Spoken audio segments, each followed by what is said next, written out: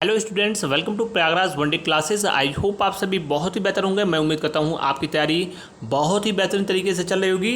पूरी वीडियो में इन्फॉर्मेशन देने से पहले 100% हमारी बातें पुनः सही साबित हुई और जो लगातार हमने आपको इन्फॉर्मेशन प्रोवाइड कराई, कल परसों भी हमने आपसे लाइव जो स्ट्रीमिंग की थी, लाइव चैट के दौरान आपसे जो बातें हुई थी उसके दौरान आपके साथ जो भी इन्फॉर्मेशन हमने शेयर की वो हमारी इन्फॉर्मेशन 100% सही साबित हुई।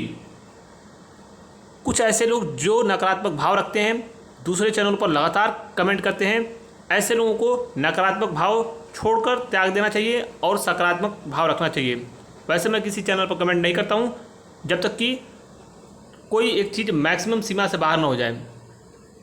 पीईटी की रिजल्ट की इन्फॉर्मेशन हो या तमाम जो इन्फॉर्मेशन हो, सबसे पहले हमने आपको प्रोवाइड कराई थी। उस समय भी कुछ लोगों के द्वारा कहीं ना कहीं नकारात्मक भाव प्रकट किए गए, हालांकि हमने उनको सकारात्मक उत्तर दिया था।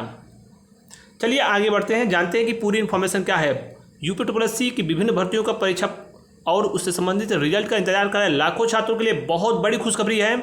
पूरी इन्फॉर्मेशन देने से पहले आप मुझसे इंस्टाग्राम पर जुड़ सकते हैं। लिंक इंस्टाग्राम का डिस्क्रिप्शन कमेंट में पिन हुआ मिलेगा। आगे बढ़ते हैं, जानते हैं कि क्या है पूरी इन्फॉर्मेशन। मैंने आपसे क्या कहा था, आपसे ये कहा था कि अधीनस्थ सेवा चयन आयोग विभिन्न भर्तियों को लेकर, देखिए मैं पूरी इन्फॉर्मेशन आपको दे रहा हूँ, उसके बाद आपको जो है पूरी डिटेल शेयर की जाएगी कि आखिरकार क्या है। माननीय मुख्यमंत्री जी ने आयोग के विभिन्न भर्तियों के साथ जो बैठक किया है, आयोग के अध्यक्षों के साथ और विभिन्न भर्ती बोर्डों के साथ, उसमें 100 दिन में 10,000 नौकरियों, और माननीय मुख्यमंत्री जी ने कहा है स्पष्ट रूप से कि 6 महीने और वार्षिक भर्तियों का लक्ष्य करने का वरिष्ठ अफसरों को सख्त निर्देश दिया है। इसमें लंबित भर्तियों को तेज करने और उसमें कार्रवाई तेज गति करने के साथ ही साथ उसमें जो भी प्रक्रियाएं आपकी रुकी हुई हैं उसको भी कहने के माननीय मुख्यमंत्री जी के द्वारा निर्देश दिया गया है। इसके अलावा 10,000 भर्तियों की बात तो कही ही गई है, लेकिन देखिए बैठक किसके साथ हुई है। उत्तर प्रदेश अधीनस्थ सेवा चयन आयोग के जो अध्यक्ष हैं, चेयरमैन हैं प्रवीण कुमार जी, उनके साथ भी बैठक हुई है। और इसमें स्पष्ट रूप से आपको बता दें, देखिए साफ तौर पे कहा गया है कि परीक्षा में जो भी परीक्षा केंद्र बने उसमें सरकारी कॉलेजों, शासकीय विद्यालयों को परीक्षा केंद्र बनाने में वरीयता दी जाए और जिला प्रशासन यह सुनिश्चित करे कि कोई भी दागदार छवि वाला परीक्षा केंद्र न बने।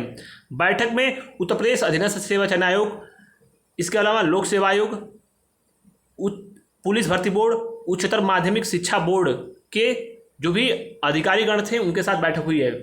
माननीय मुख्यमंत्री जी के साथ बैठक जब हुई उसके बाद कहा गया है कि आरक्षण की पूरी प्रक्रिया जो भी है उसका साफ तौर पर पालन किया जाए, यानी आरक्षण से संबंधित जो भी नियम है उसका पालन किया जाए। उत्तर प्रदेश अधीनस्थ सेवा चयन आयोग के चेयरमैन प्रवीण कुमार ने बताया कि अगले 100 दिन में एएनएम के 9212 पदों पर मुख्य परीक्षा कराकर रिजल्ट घोषित कर दिया जाएगा। हालांकि डॉक्यूमेंट वेरिफिकेशन इस अवधि में पूरा नहीं होगा। एक पद के मुकाबले करीब 2 गुना अभ्यर्थी हैं। 18,000 से ज़्यादा के डॉक्यूमेंट वेरिफिकेशन में कुछ ज़्यादा समय लग सकता है। इसके अलावा सबसे महत्वपूर्ण चीज़, इसके अलावा कुछ भर्ती परीक्षाओं की प्रक्रिया पूरी करते हुए फाइनल रिजल्ट दे दिए जाएंगे। यही अब तक की सबसे बड़ी अपडेट है। हमने आपसे स्पष्ट रूप से कहा था कि आयोग के द्वारा जो परीक्षा कैलेंडर निकाला जाएगा उसमें विभिन्न भर्तियों का उल्लेख होगा। हमने आपसे यह भी कहा था कि एएनएम की परीक्षा, जेईई के बाद एएनएम की परीक्षा होने जा रही है और 100% इसके रिजल्ट भी आएंगे।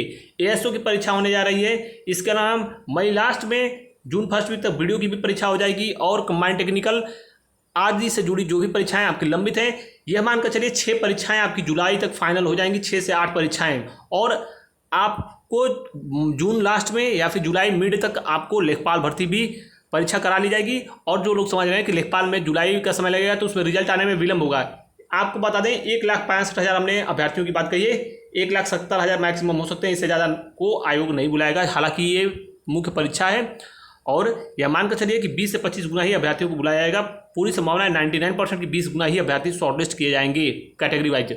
शेष परीक्षा कैलेंडर की बात हमने आपसे इन्फॉर्मेशन दी थी कि इसी सप्ताह जारी किया जाएगा। आपको मालूम है कि जैसे ही परीक्षा कैलेंडर बनकर बिल्कुल रेडी है और इसकी इन्फॉर्मेशन हमने आपको लगभग 4 से 5 दिन पहले ही प्रोवाइड कराई थी। साफ तौर पर हमने क्या कहा था आपसे, यही कहा था कि आयोग का परीक्षा कैलेंडर जारी करेगा। जैसे ही जेईई की परीक्षा 12 दिन से 15 दिन टली, हमने आपसे यह भी कहा था कि परीक्षा टलेगी, उसमें संशोधन करना पड़ता है। इस सप्ताह परीक्षा कैलेंडर नहीं आता है तो ये मानकर चलिए 2 से 4 दिनों में, यानी अगले सप्ताह मंडे ट्यूसडे वेडनेसडे तक लेटेस्ट आपका परीक्षा कैलेंडर आ जाएगा। और जो भी भर्ती परीक्षाएं होने जा रही हैं, मैं बार बार कहता हूं आपसे कि जो भी भर्ती परीक्षाओं का आयोग कैलेंडर देगा और जो भी तारीखें उसमें देगा भर्ती परीक्षाओं के संबंध में, वो 99.99% फॉलो किया जाएगा, कोई विषम परिस्थिति नहीं आई तो। यानी कोई ऐसी चौथी लहर सपोज कीजिए कोविड की आ गई तो उसमें तो परीक्षाएं नहीं हो पाएंगी, लेकिन ऐसी दूर दूर तक अभी फिलहाल कोई संभावनाएं नहीं है। भविष्य के बारे में कोई भी भविष्यवाणी कोई भी व्यक्ति नहीं कर सकता है।